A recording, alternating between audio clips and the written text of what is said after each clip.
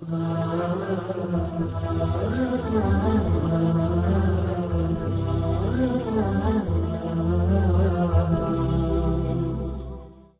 আলাইকুম ওয়া রাহমাতুল্লাহি ওয়া বারাকাতুহু। আলহামদুলিল্লাহি রাব্বিল আলামিন ওয়াস সালাতু ওয়াস সালামু আলা সাইয়্যিদিল আমবিয়াই ওয়াল মুরসালিন ওয়া আলা আলিহি ওয়া সাহবিহি আজমাইন, আম্মা বা'দ। প্রিয় দর্শক, আপনাদের সবাইকে অনেক অনেক মোবারকবাদ জানিয়ে শুরু করছি আমাদের এই আয়োজন। আলহামদুলিল্লাহ, আপনারা জানেন যে আমরা এই আয়োজনটি মূলত সাজিয়েছি এরকমভাবে যে আমাদের জীবন চলার পথে আমরা অনেক সময় দেখা যায় যে ভুল করে ফেলি, এবং সেই ভুলটা কোন ধরনের করি আমরা বুঝতে পারি না, এবং ভুল করার পরে কিভাবে সেই ভুল থেকে ফিরে আসব, আল্লাহর কাছে ক্ষমা প্রার্থনা করব, অনেক সময় এ বিষয়গুলো না জানার ফলে ভুলই থেকে যায়। এবং এমতো অবস্থায় আমাদের অনেক সময় অনেককেই দেখা যায় যে মৃত্যুবরণ করেন। কেউ যদি বড় ধরনের ভুলরত অবস্থায় মৃত্যুবরণ করেন বা কবিরা গুনারত অবস্থায় মৃত্যুবরণ করেন, আল্লাহ ক্ষমা করে দিন, তাহলে তার অবস্থা হচ্ছে জাহান্নাম, যেটা কোরআনুল কারীমের আয়াতের মধ্যে রব্বুল আলামিন আমাদেরকে জানিয়ে দিয়েছেন। এই কারণে আমাদের এই আয়োজনটির মাধ্যমে আমরা জানার চেষ্টা করব, বোঝার চেষ্টা করব যে যদি আমরা কোনো ধরনের অপরাধ করে থাকি, তাহলে সেই অপরাধটা কোন ধরনের এবং সেই অপরাধ থেকে বাঁচার উপায় কি, সেটা যদি আমরা জানতে পারি, ইনশাআল্লাহ তাআলা নিজেদেরকে কিছুটা হলেও শয়তানের প্ররোচনা থেকে মুক্ত রাখতে পারবো বিতৌফিকিল্লাহি আযজা ওয়া জাল। আর সেই আলোকে আমরা আজকে যে ব্যাপারটি নিয়ে আলোচনা করব আপনাদের সাথে, সেটা হলো বড় বড় কবিরা গুনাহ যা আছে তার মধ্যে একটি ভয়ঙ্কর কবিরা গুনাহ হচ্ছে আল্লাহর সাথে কাউকে অংশীদার নিযুক্ত করা, যাকে পরিভাষায় বলা হয় শিরক। প্রিয় দর্শক, শিরক হচ্ছে এমন একটি অপরাধ যে অপরাধের ফলে একজন বান্দা যত আমল করেন না কেন, তিনি নিজেকে যতটাই আল্লাহওয়ালা দাবি করেন না কেন, যতটাই তিনি আমল ইবাদতের মধ্যে ডুবে থাকেন না কেন, শিরক যদি তার ভেতরে থেকে থাকে তাহলে সমস্ত আমলগুলো বিনষ্ট হয়ে যাবে, যেটা রব্বুল আলামিন কোরআনুল কারীমের মাধ্যমে আমাদেরকে জানিয়ে দিয়েছেন। লা ইন আশরাকতা লা ইয়াহবাতান্না আমালুক ওয়া লা তাকুনান্না মিনাল খাসিরিন। যদি তুমি শিরকের মধ্যে পড়ে যাও তাহলে তোমার আমলগুলো বিনষ্ট হয়ে যাবে এবং অবশ্যই ক্ষতিগ্রস্তদের অন্তর্ভুক্ত হবে। বাংলা ভাষায় একটা প্রচলিত কথা আছে, তলাবিহীন ঝুড়ি। অর্থাৎ কেউ মনে করেন খুব দামি কোনো জিনিস একটা ঝুড়িতে রাখছেন, কিন্তু সেই ঝুড়িটার তলা নেই, তাহলে সে যত জিনিসই রাখুন না কেন সব নিচ দিয়ে যেমন পড়ে যাবে, এবং পরবর্তীতে তিনি দেখতে পাবেন যে আসলে তার কোনো কিছুই অবশিষ্ট নেই। শিরক হলো এমন একটা তলাবিহীন ঝুড়ির মতন ভয়ঙ্কর জিনিস যে আমরা যতই ইবাদত করি না কেন, যদি আমাদের আমলের মধ্যে শিরিক প্রবেশ করে তাহলে কিয়ামতের ময়দানে জাহান্নাম ছাড়া কোনো উপায় নেই। আল্লাহ রসুল সাল্লাল্লাহু আলাইহি ওয়াসাল্লামের একটি হাদিস আমি আপনাদেরকে জানিয়ে দিচ্ছি, যেখানে রসুল সাল্লাল্লাহু আলাইহি ওয়াসাল্লাম আমাদেরকে বলেছেন যে আমি যদি অপরাধ করে থাকি, অনেক ধরনের অপরাধ করলাম, কিন্তু শিরক থেকে বেঁচে থাকার চেষ্টা করেছি, আশা করা যায় আল্লাহ তাআলা ইনশাআল্লাহ তাআলা জান্নাত দিয়ে ধন্য করবেন। কিন্তু অনেক আমল করেছি, সেই সাথে শিরক মিশ্রিত আমল করেছি, তাহলে আমাকে জাহান্নামে যেতে হবে। আল্লাহ রসুল সাল্লাল্লাহু আলাইহি ওয়াসাল্লাম এই ব্যাপারে ইরশাদ করেন, মান মাতা লা ইউশরিকু বিল্লাহি শাইআন দাখালাল জান্নাহ। যে কেউ মৃত্যুবরণ করলো এমতো অবস্থায় যে সে কারো সাথে আল্লাহকে শরিক করেনি, বা আল্লাহর সাথে কাউকে শরিক করে সে শিরকের মধ্যে লিপ্ত হয়নি, দাখালাল জান্নাহ, সে জান্নাতে প্রবেশ করবে। কিন্তু যদি কারো অবস্থা এমন হয় যে ওয়া মান মাতা ইউশরিকু বিল্লাহি শাইআন, সে মৃত্যুবরণ করেছে এমতো অবস্থায় যে সে আল্লাহর সাথে কাউকে শরিকরত অবস্থায় মৃত্যুবরণ করেছে, দাখালান নার, সে জাহান্নামে প্রবেশ করবে। আল্লাহ তাআলা আমাদেরকে রক্ষা করুন, আল্লাহ তাআলা আমাদেরকে হিফাজত করুন। শিরকের ভয়াবহতা সম্পর্কে একটি কোরআনুল কারীমের আয়াত আমাদের জন্য যথেষ্ট। আল্লাহ রাব্বুল আলামিন ইরশাদ করেন, ইন্নাহু মান ইউশরিক বিল্লাহি ফাকাদ হারামাল্লাহু আলাইহিল জান্নাহ, সূরা মাইদা আয়াত নম্বর ৭২। রব্বুল আলামিন বলেছেন, নিশ্চয়ই যে শিরিক করবে আল্লাহ তাআলা তার জন্য জান্নাতকে হারাম করে দিয়েছেন। শুধু তাই নয়, আরেকটি আয়াতে আল্লাহ সুবহানাহু ওয়া তাআলা বলেছেন, সূরাতুন নিসা আয়াত নম্বর ৪৮, ইন্নাল্লাহা লা ইয়াগফিরু আন ইউশরাকা বিহি ওয়া ইয়াগফিরু মা দুনা যালিকা লিমান ইয়াশা। আল্লাহ রাব্বুল আলামিন যে কোনো গুনাহ মাফ করে দিতে পারেন, কিন্তু শিরকের গুনাহ তিনি ক্ষমা করবেন না।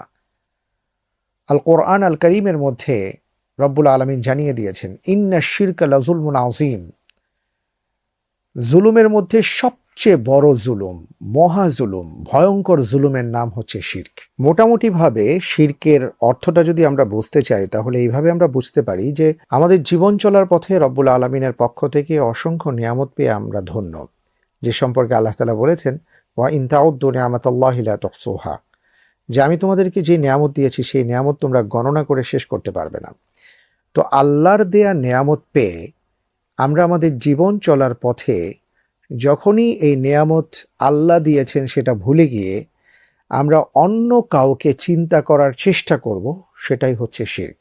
এক কথায় আল্লাহ রব্বুল আলামিনের যে ক্ষমতা, আল্লাহ রব্বুল আলামিনের আমাদের ব্যাপারে এবং গোটা পৃথিবী দেখা না দেখা সকল ক্ষেত্রে যা কিছু আল্লাহ দিয়ে রেখেছেন সেই জায়গায় যদি আমরা আল্লাহর জায়গায় অন্য কাউকে কোনোভাবে চিন্তা করি, এটাই হচ্ছে শিরক।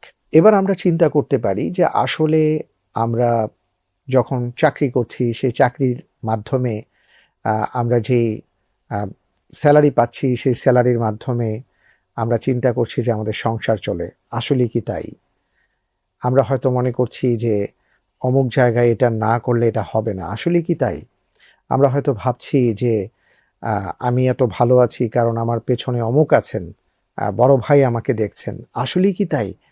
এই ছোট ছোট বিষয়, বড় বড় বিষয় সর্বক্ষেত্রে আমাদেরকে চিন্তা করতে হবে প্রিয় দর্শক। কারণ আমি একটু আগেই বলেছি যে শিরক এতটা ভয়াবহ, এই শিরকের মধ্যে যিনি লিপ্ত হয়ে যাবেন, আল্লাহ সুবহানাহু ওয়া তাআলা বলেছেন হাত্তা ইয়ালিজাল জামালু ফি সাম্মিল খিয়াত, সূঁচের ছিদ্র দিয়ে উট যাওয়া যেমন অসম্ভব, যিনি শিরকের মধ্যে লিপ্ত আছেন সেই ব্যক্তির জান্নাতে যাওয়া তেমন অসম্ভব। সুতরাং এটা কোনো চারটিখানি বিষয় নয়। তাই আসুন আমরা শিরক সম্পর্কে জানার চেষ্টা করি, এবং সব শিরকই হলো কবিরা গুনাহ এবং সকল ধরনের শিরক থেকে আমাদেরকে বেঁচে থাকতে হবে। আরেকটি ভয়ঙ্কর ব্যাপার হচ্ছে যে বড় বড় শিরকগুলো আমরা বুঝতে পারি বা আমরা অনুধাবন করতে পারি, এমন কিছু শিরক আছে যেটাকে গোপন শিরক বলা হয়েছে, যে সম্পর্কে আমরা অনুধাবন করতে পারি না এবং দেখা যাচ্ছে যে আমরা সবাই সেই শিরকের মধ্যেই লিপ্ত। এ থেকে বাঁচার উপায় কি?